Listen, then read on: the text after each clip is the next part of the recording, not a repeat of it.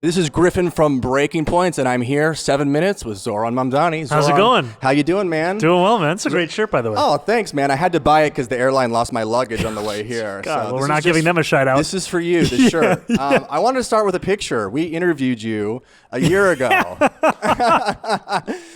It's been a long time since then, man. Yes. A lot's changed. What advice do you have for that young Zohran a year ago? What date was that? It says 11 months ago, and we used to get like 30K views on the first one. Now we're racking them up. Now it's up there. You know, the reason I ask about the date is because about a year ago, we went out to Fordham Road and Hillside Avenue, spoke to New Yorkers, many of whom had voted for Trump, and we asked them why. Mm-hmm.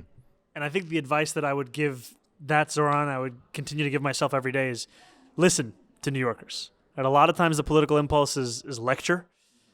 Tell New Yorkers what they should care about. What we found is that the best campaign you can build is one that actually reflects what New Yorkers are concerned about. It's cost of living again and again. The other thing I would say is maybe bench press a little bit more, but it's too late for that. All right, we're going to cut the push-up contest. Yes. All right, so you recently released a video about being Muslim in New York City and the experience of that. Typically, when you've been asked about identity issues, you've pivoted back to your core campaign promises about affordability. Why do that video now? And do you feel like Democrat politicians have your back in this environment where, in my personal opinion, the Cuomo opposition and the Cuomo supporters are hitting you with a lot of what I would say is George W. Bush-era racist attacks? Do you feel like they have your back? You know, I've appreciated the words of support that I've received from a number of leaders within our party, especially here in New York City. I do think, however, that of many of the Muslim New Yorkers who do not have the luxury of being the Democratic nominee for mayor, who deal with these indignities every single day. And the fact is that this racism is so endemic in our city's politics that when one hears it, one does not know if it's from a Republican or a Democrat. And it's, people have asked me, why did I call it Islamophobia? And I just tell them what Andrew Cuomo said, because the evidence is right there. This is a man who went on a radio show, and when the host said that I would cheer another 9/11, Andrew Cuomo laughed and agreed. He later went that same day to accept Eric Adams' endorsement. Adams said that he was endorsing him to stop a movement of violent extremists, to stop New York City from becoming Europe, to stop a movement that was burning churches in Nigeria. This is the kind of Islamophobia that is the closing message of these other candidates. And the reason I decided to say something about it is because this level of bigotry, it's one that should still shock the conscience, despite how unsurprising it may be in this moment. So, freeze the rent. Let's talk about some of the core stuff. So, we've been hearing talk that Eric Adams is trying to pack the rental board with people on your way out. Like a reality TV real estate guy is getting on there. Yeah, I think she stars in a show called Selling New York, which is perfect. very on the nose. Incredible. For Eric Adams' So, bio. what are you going to do about that if you're mayor? And also, how are you going to stop landlords from, cutting back on cleaning or safety in the buildings if you freeze the rent? I think there's a few things. The first is the Community Service Society, which does incredible studies. They found that actually the rent that's being paid doesn't have a significant relationship with the repairs that landlords are doing. Oftentimes, and I've heard this actually from a number of tenants myself, of that they've been paying their rent year after year, and a lot of their landlords are actually denying them the repairs that they're owed. And so I think when we freeze the rent, we are doing so to provide relief to more than 2 million rent-stabilized tenants across the 5 boroughs. We're not doing it actually to punish landlords, because we're actually trying to also make it easier for those landlords to maintain those properties by helping them take on the rising costs of insurance or the water bill or Con Edison. These are things we can do in tandem with our commitment to freeze the rent.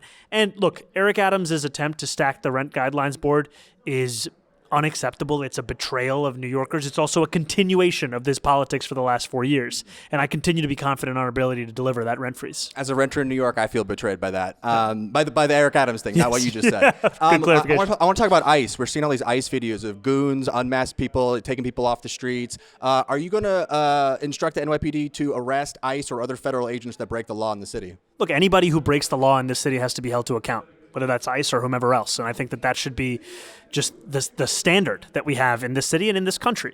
And what we found is that ICE is a reckless entity. It cares little about the law. It cares even less about the people that it's supposed to serve. And so much of its purpose is to intimidate and terrorize people across this country. And we saw that with the recent raid on Canal Street. Yeah. It's not just about the people that they threw against the wall. It's about the message they're trying to send to New Yorkers, that they can do this kind of a thing. And it's possible for them in this moment because they have a mayor who went on national TV to open the door to civil immigration enforcement. All right, I want to talk Flagrant. You, in the first couple minutes of Flagrant, you got Schultz to say that housing is a human right. That's awesome. You clearly passed the vibe check. Do other Democrats pass the vibe check? What's your advice for them going on these shows? I think it's funny. I've been running for mayor for now more than a year, and that's probably the first podcast that a lot of my own friends actually listened to that I did.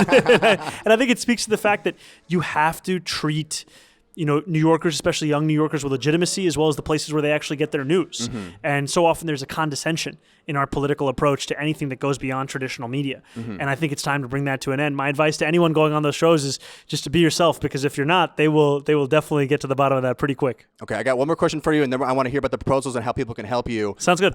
So we talked about the NYPD.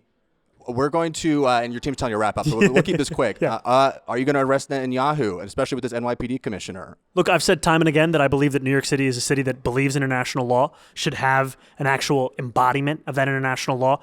Benjamin Netanyahu has been issued an arrest warrant by the International Criminal Court, and I believe that that is something that we should seek to honor. I've also said that I will exhaust every legal possibility to do so. If there is not a law, I'm not going to create one because I'm not Donald Trump, but this is what I would actually be looking to do. So last question, they've got a few days, 6 days, 5 days.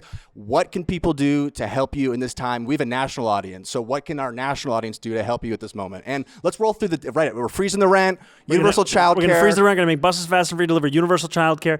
And the way that you can get involved is go to zohranfornyc.com/GOTV. If you live in New York City, you can sign up for a canvassing shift. If you don't, you can sign up for phone banking. Because the reason I'm sitting in front of you, it's not just the 1.6 million doors that volunteers knocked on in the primary. It's the 2.1 million phone calls that they also made. And that can be done from anywhere across this country. Zohran, good luck. Thank you, my friend. Thank you. Appreciate it.